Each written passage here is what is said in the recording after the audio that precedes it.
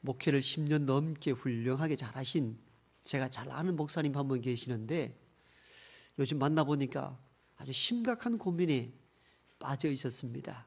알고 봤더니 그 교회에 신앙생활 열심히 하던 그 집사님이 그만 신천지에 빠져가지고 가정도 모르고 자식도 모르고 그래서 가정이 풍지박산이 된 것으로 인해서 아주 큰 고민을 하고 있더라고요.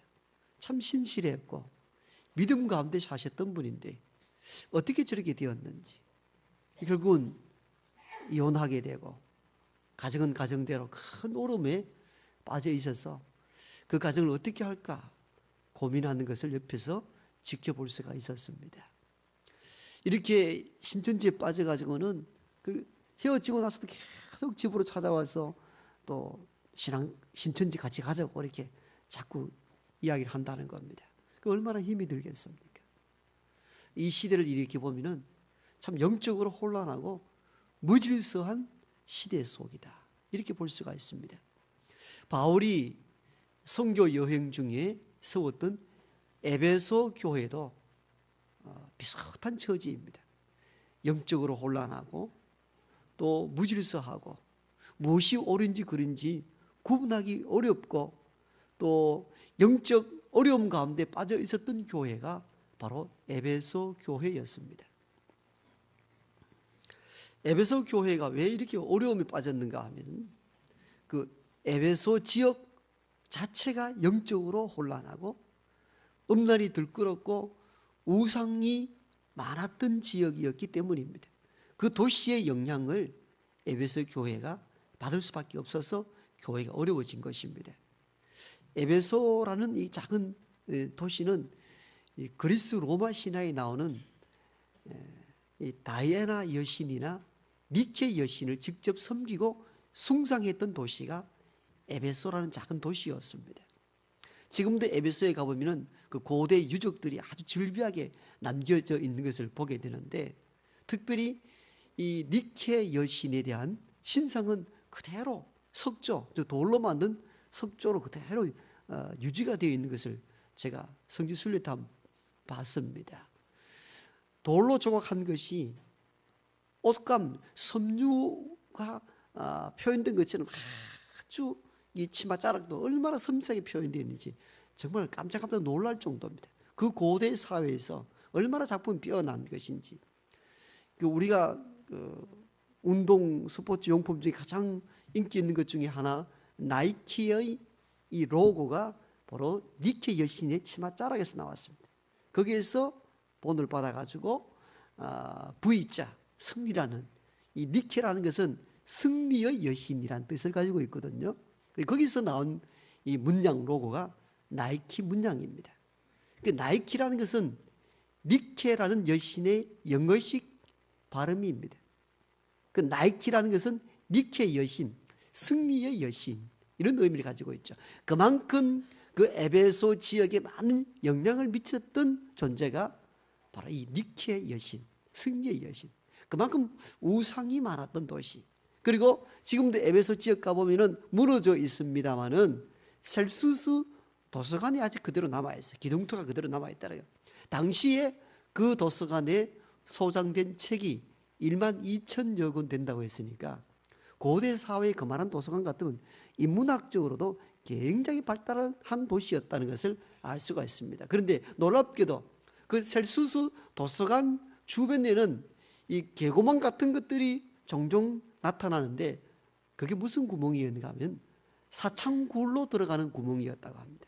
그러니까 셀수스 도서관 주변에는 학문의 도시이기도 했습니다만은 음란의 도시 있다는 사실도 고적 탐사를 통해서 발견된 것 중에 하나였다 이렇게 볼 수가 있습니다. 이렇듯 에베소 도시라는 것이 우상이 들끓고 음란이 창궐하고 아주 영적으로 무질서한 도시였습니다. 그러다 보니까 그 지역에 사는 에베소 시민들, 교인들이 영향을 안 받을 수가 없었던 것입니다. 이런 무질서 속에 있는 그런 영적으로 혼미한 영향을 받을 수밖에 없었던 에베소 교회 교인들을 위하여 바울이 편지를 보냈는데 그 편지가 바로 우리가 오늘 읽고 있는 에베소서입니다. 즉 에베소 교회에 보낸 편지였던 것입니다. 즉 에베소 교회를 이해하려면은 에베소서 도시가 어떠한 도시였는가를 알 필요가 있었던 것은 바로 여기에 있습니다. 그런 영적 혼미함, 간음, 그다음 음탕함, 우상의 도시, 이런 것이 알게 모르게 교회 안에 침투되었고 교회가 영적 무질서 속에 빠져 있었어. 이를 바로잡기 위해서 바울이 에베소에 편지를 보냈던 것이죠. 그 편지글 가운데 오늘 우리가 읽었던 이 부분이 그 마지막 부분, 마지막 건면하는 부분들입니다. 그래서 오늘 10절 가운데 보면은 끝으로 이렇게 기록되어 있죠. 끝으로 이 말은 앞에 1장, 2장, 3, 4, 5장까지 쭉 에베소 교회에 대한 문제, 그리고 여기에 대한 영적 교훈을 주시고 마지막으로 정말 당부하고 싶은 것이 있다라고 기록한 그 편지 내용 가운데 한 부분이 오늘 우리가 읽었던 본문입니다. 바울은 이런 영적 혼미함, 무질서 속에 빠져 있는 에베소 교인을 향하여 끝으로 마지막으로 정말 당부할 것이 있다고 하신 말씀이 무엇이었겠습니까?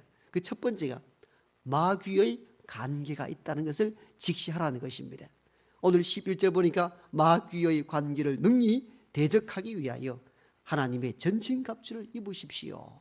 이렇게 건면하고 있습니다. 당시에 즉 에베소 지역과 에베소 교회를 중심으로 해서 마귀의 관계가 있다. 마귀의 관계라는 뜻은 어떤 의미가 있는가 하면 원래의 뜻은 기술을 건다는 뜻을 가지고 있습니다. 기술을 거는 거예요. 우리나라는 실험이 우리나라의 전통 스포츠잖아요. 운동이잖아요. 실험이 어떻습니까? 기술을 걸어서 상대를 제압하는 거죠. 힘으로 막 밀고 들어오면은 똑같은 힘의 양으로 미는 게 아니고 그 힘을 역이용하여 기술로 상대를 제압하기도 합니다. 또는 손기술을 쓰기도 하고 발기술을 쓰기도 해서 상대를 무너지게 하는 것이 실험의 기술이지요. 여기서 마귀의 관계라는 이 말은 마귀가 기술을 걸어서 우리를 넘어지게 하는 행위를 의미합니다. 오늘도 마귀의 관계를 대적하라는 이 메시지를 잘 이해하셔야 됩니다. 마귀는 우리의 약한 부분에 기술을 걸어서 넘어지게 합니다. 여러분 실험도 어떻습니까? 서양인들이 막 아주 큰 덩치로 우리나라 작은 실험 선수와 상대하면 게임이 안 될 것 같지만도 우리는 실험의 기술을 통하여 서양의 큰 덩치 있는 사람을 막 쓰러뜨리거든요. 왜? 약한 부분을 건드려서 넘어지게 하는 거예요. 마귀의 관계가 그렇다는 거예요. 우리 자신에게, 우리들에게 약한 부분을 알고 그 약한 부분의 기술을 걸어서 넘어지게 하는 겁니다.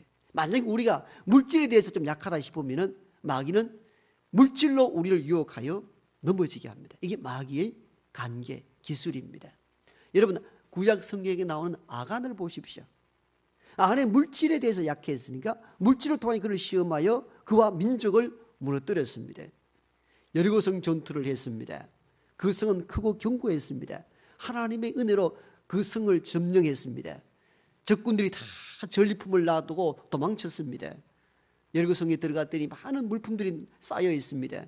그 전리품 가운데 아주 일부를 자기 것으로 만들었습니다. 이 일로 인하여 그 다음 전투 아이성 전투에서 대패하고 맙니다. 이 일의 근원이 어디서 출발했는가? 근원을 찾아 들어가 보니까 아간이 하나님의 명령을 어기고 시날산에 외투 한 벌, 은금 조금 가져왔는 그것이 발각돼서 결국은 싸움에서 졌다는 사실을 알고는 아간을 돌로 쳐 죽이는 끔찍한 사건이 벌어지죠. 여러분 아간 이 자체를 이해하면 우리가 충분히 인간으로서 이해가 가능합니다. 왜? 광야 40년 지나는 동안에 뭐 하나 제대로 가진 것이 없었거든요. 우리 사람이 먹고 살만하면 뭔가 가지고 싶은 것이 얼마나 많았겠습니까? 그런데 40년 광야를 지나는 동안에는 겨우 먹는 것 이외에 가지고 싶은 것 아무도 가지지 못했습니다. 그런데 전쟁을 치르고 전리품이 남아있는데 정말 한 번도 입어보지 못했던 옷들, 한 번도 가져보지 못했던 물건이 막 줄비에 있는데 그것 왜 안 가지고 싶겠습니까? 사람인데. 마귀는 이 기술을 써서 아간이 무엇에 약하다는 사실을 알았습니다. 약한 부분이 뭡니까?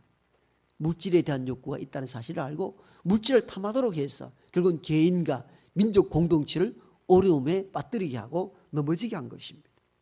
참 놀랍지요. 마귀는 어떤 의미에서도 이성이 약한 사람은 이성의 유혹으로 기술을 걸어서 그를 넘어지게 합니다. 여기에 대표적인 사람이 누굽니까? 다윗과 삼손이지 않습니까? 다윗과 삼손은 믿음이 있고 용맹스러운 용사였습니다. 그런 어린 나이에도 정말 3m 가까이 되는 장수 블레셋 골리앗 장수와 함께 싸움을 벌였던 믿음의 용사였습니다. 물맷돌 하나로 대적할 수 있는 담대함과 믿음 있는 용사였습니다. 삼손은 어땠습니까? 나귀 턱뼈 하나로 블레셋 군인 수천 명 다 대적하여 이겼던 믿음의 사람이었습니다. 이 믿음의 사람들이 어떻게 다 넘어졌습니까? 다 이성의 유혹에 다 그 마귀의 기술에 다 넘어졌죠. 그 용맹스러웠던 다윗은 우리아의 아내 바세바의 벗은 몸을 보고 유혹에 넘어가서 결국은 그를 취함으로 말미암아 인생 말년이 험악한 인생을 살았습니다. 삼손은 어땠습니까? 그 나귀 턱뼈 하나로 블레셋 많은 군인들을 물리쳤던 그 용맹한 믿음의 소유자가 들릴라라는 여인의 유혹에 넘어감으로 말미암아 말년이 아주 비참한 두 눈이 뽑히고 원숭이처럼 저주를 부릴 수밖에 없는 굴레로 떨어지고 말았죠. 마귀의 관계, 이 말은 마귀가 기술을 건다는 건데 어떻게 기술을 거느냐? 우리의 약한 부분을 통하여 기술을 걸어서 넘어지게 한다는 것입니다. 제가 이전에는 거제도에 한 10년을 살았는데 그때 제가 있던 그 지역에 한 20, 30명쯤 되는 작은 교회가 있었는데 지금 이렇게 들려오는 소리는 수천 명 되는 큰 교회로 성장했다고 합니다. 그 작은 섬에 엄청난 교인 수가 늘어난 것이죠. 그게 참 대단하다 느끼는데 지난주에 그 교회 소식을 들어보니까 그 교회도 한번 야단난 거예요. 무슨 일인가 했더니 미안합니다만 단지 목사와 여신도 간에 스캔들이 일어나가지고 교회가 풍지박산이 되어버린 거예요.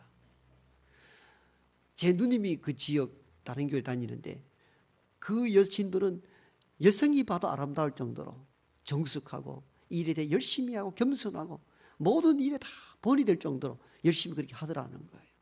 근데 알고 보니까 그도 신천지라는 거예요. 신천지. 작정을 하고 교회로 들어와서 몇 년 동안은 아무 말 없이 열심을 다하다가 스캔들을 벌여가지고 목사는 결국은 보따리를 사가 집으로 가고 교회는 주인 없는 곳 교회처럼 엉망이 되어버린 거예요. 다 약한 부분이 우리가 있거든요. 우리가 때로는 물질에 약하면은 물질을 통하여 우리를 시험에 들게 만들고 이성에 약하면 이성을 통하여 이 약한 부분에 마귀가 기술을 걸어서 넘어지게 합니다. 또 저와 여러분 어떤 부분이 약한지를 자신들이 잘 압니다. 우리가 물질에 약한지 이성에 약한지 다른 어떤 것에 명예와 건설에 약한지 다른 어떤 것에 약한지 마귀의 관계를 대적하라 이 메시지를 잘 이해해야 됩니다. 마귀는 우리의 약한 부분을 건드려서 넘어져 망하도록 만든다는 겁니다. 마귀 이러니까 뭐 두 뿔 달고 무섭게 다가올 것 같습니까? 그렇지 않더라는 거예요. 그렇게 하면 다 대비를 하고 무섭다고 그 일을 따라하지 않죠. 아주 기술을 걸어가지고 넘어지게 하는 이게 마귀의 관계입니다.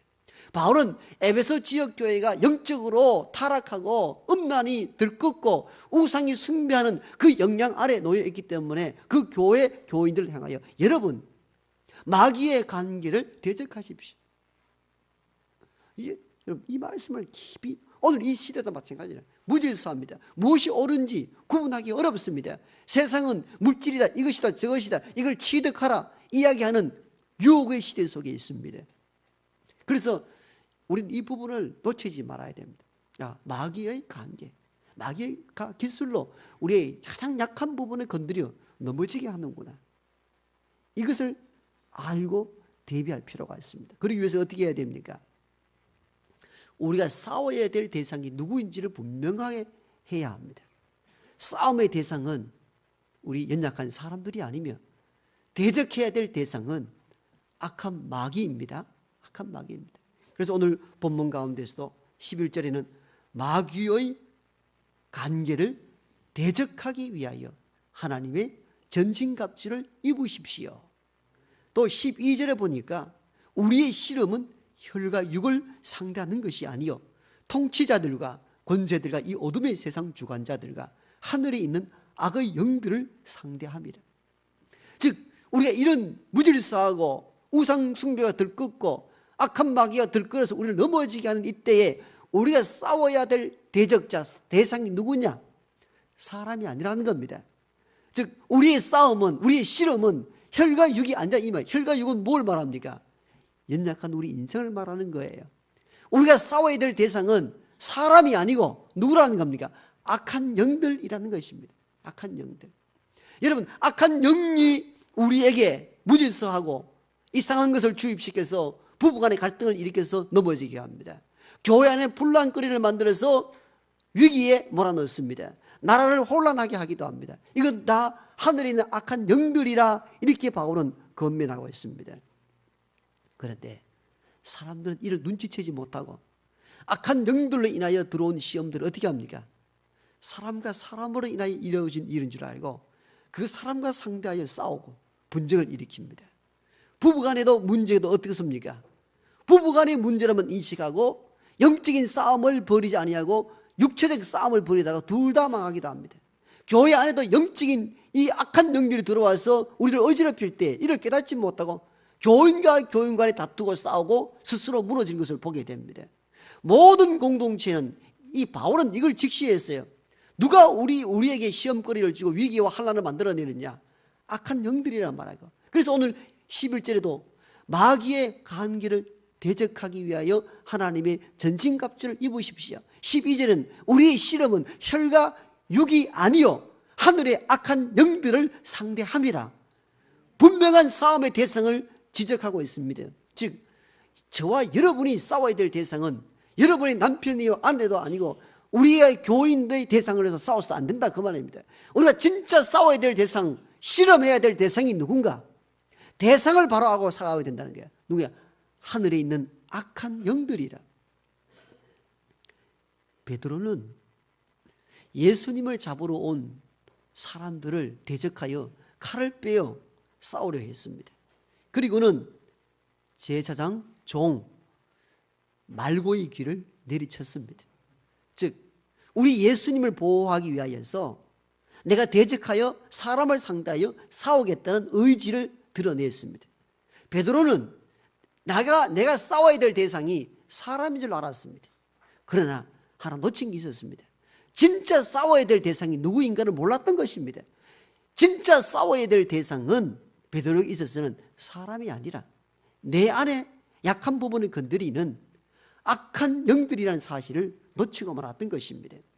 그런 예수를 잡으러 온 무리들과 칼을 뼈 잠시 싸우긴 싸웠습니다마는 이는 싸움의 대상이 아니었던 것입니다. 진짜 싸움의 대상은 나를 미혹해 하고 예수를 모른다고 부정하라 만드는 악한 영들이 자기 마음에 있다는 사실들을 모르고 이에 대한 싸움을, 영적 싸움을 벌이지 않았던 것입니다. 그러므로 주님이 잡히고 제사장 뜰에서 신문을 당할 때에 베드로도 멀찍이 앉아서 불을 피우면서 사람들과 함께 구경합니다. 그때 한 요정이 묻습니다. 너도 저 예수와 함께 했던 자가 아니냐? 이게 사실은 가장 큰 기술이에요. 마귀 기술입니다. 모릅니다. 나는 그를 알지 못한다. 두 번째 물었습니다. 그래도 모른다. 세 번째 물었습니다. 함께 했던 자가 맞는데? 라고 했더니 예수 이름을 저주하기까지 했다 기록되어 있습니다. 여러분 여기서 보십시오. 베드로가 넘어지는 이유를 잘 아셔야 됩니다. 베드로는 칼을 빼어 사람을 상대해 싸울 줄 알았습니다마는 내 안에 약한 부분을 건드려 넘어지게 하는 예수를 모른다고 부정하게 만드는 악한 영들에 대한 싸움을 벌이지 못했다고 이로 인하여 실족하고 넘어지고 예수를 모른다고 부정하고 도망치지 않았습니까? 싸움의 대상을 그가 몰랐기 때문입니다. 그런데 주님은요 싸움의 대상이 누구인 줄 알았습니다. 주님이 싸워야 될 대상은 혈과 육을 가진 연약한 인간들이 아니라는 사실을 알았습니다. 그렇기 때문에 베드로가 칼을 빼어서 인간 대 인간으로 싸우려 할 때는 베드로야 칼을 도로 집어넣어라. 칼을 쓰는 자는 칼로 망한다며 사람을 상대해 싸우는 그 자체를 거절하셨습니다. 그리고 자기를 잡으러 온 군병들과도 다투거나 싸우지 않았습니다. 육체적으로 싸우면 이길 수 있는 분이지만도 이 싸움은 사람을 상대한 싸움이 아니라 마귀와의 대적 싸움이라는 사실을 주님은 아셨기 때문입니다. 그렇기 때문에 주님은 나를 잡으러 오는 자들을 싸우지 않았고 나를 위하여 대신 칼을 쓰는 베드로의 싸움도 거절하셨습니다. 그리고는 어떻게 하셨습니까? 여러분, 그 전에 겟세마네 동산에서 마지막 기도를 하시잖아요. 땀방울이 핏방울 될 정도로 기도하신 이유가 뭡니까? 왜 그렇게 기도합니까? 자기와의 싸움, 영적인 싸움을 벌였기 때문입니다. 여러분, 악한 마귀는 어떻게 자꾸 그 예수님 마음 안에 뭘 자꾸 심어줍니까? 십자가를 지지 않도록 하는 거죠. 그래서 이 잔이 내게서 피하게 해달라는 겁니다. 이게 사실은 악한 영들의 작업입니다. 네가 왜 그 짐을 져야 되느냐? 네가 져야 될 이유가 있느냐? 네가 십자가를 져야 될 이유가 있느냐? 그 십자가가 얼마나 고통스럽고 얼마나 아픈 줄 아느냐? 이 잔을 피하게 하라는 겁니다. 이게 예수가 갖고 있는 악한 영들이 주는 메시지였습니다. 이걸 붙들고 기도했지 않았겠습니까? 그렇기 때문에 땀방울이 핏방울 될 정도로 기도한 거예요. 무엇 때문에 그렇게 기도합니까? 내 안에 있는 이 수없이 미혹하는 것들과 그리고 하나님의 뜻을 이루는 이 갈등 속에서 무엇이 옳은가를 위하여 땀방울이 핏방울 될 정도로 기도하신 겁니다. 그리고는 어떻게 하셨습니까? 내 뜻대로 마옵시고 아버지 뜻대로 하옵소서. 악한 영들과의 싸움에서 이기신 것입니다. 그 십자가를 지시고 죽고 다시 부활하심으로 승리하게 된 것이죠. 오늘 우리를 감싸고 있는 주변 가정, 이 세상은 얼마나 악한지, 얼마나 미혹한 영들이 많은지, 우리를 미혹하는 것들이 이 세상에 얼마나 많은지 모릅니다. 어찌면 에베소 도시처럼 온갖 우상과 온갖 것들이 우리를 미혹합니다. 우리가 믿음으로 바로 살아가기는 너무나 힘든 이런 구조 속에 오늘날 살아갑니다. 그러므로 우리는 정신을 차려야 됩니다. 마귀의 관계가 들끓고 있다는 사실을 인지하며 살아야 됩니다. 한순간, 목회자도 마찬가지예요. 한순간 악한 마귀가 관계, 즉 기술을 걸어서 우리를 넘어지게 하려고 수없이 시도하고 있다는 사실을 인식하고 살아야 된다, 그 말이에요. 그렇기 때문에 주님은 깨어있어 기도하라 하신 것입니다. 왜? 마귀의 관계, 마귀가 기술을 걸어서 우리를 수없이 넘어지게 하는 일들이 허다히 일어나더라는 것입니다. 그래서 제자들에게 깨어있어 나와 함께 잠시도 기도할 수 없더냐고 책망하신 이유가 여기에 있습니다. 왜? 악한 마귀는 우리를 걸려 넘어지게 하는 시도를 끊임없이 한다는 거예요. 그러므로 우리가 세상을 살아갈 때에 보이지 아니하나 악한 영들이 우리를 계속 걸어 넘어지게 만드는 기술을 시도하고 있다는 사실을 알고, 우리가 싸워야 될 대상은 내 아내나 남편이나 내 교인들이 아니라 악한 영들이라는 사실을 인식하고 깨어있어 기도하며 악한 마귀를 하나님의 믿음으로 대적하여 승리할 수 있는 저와 여러분 되기를 바랍니다.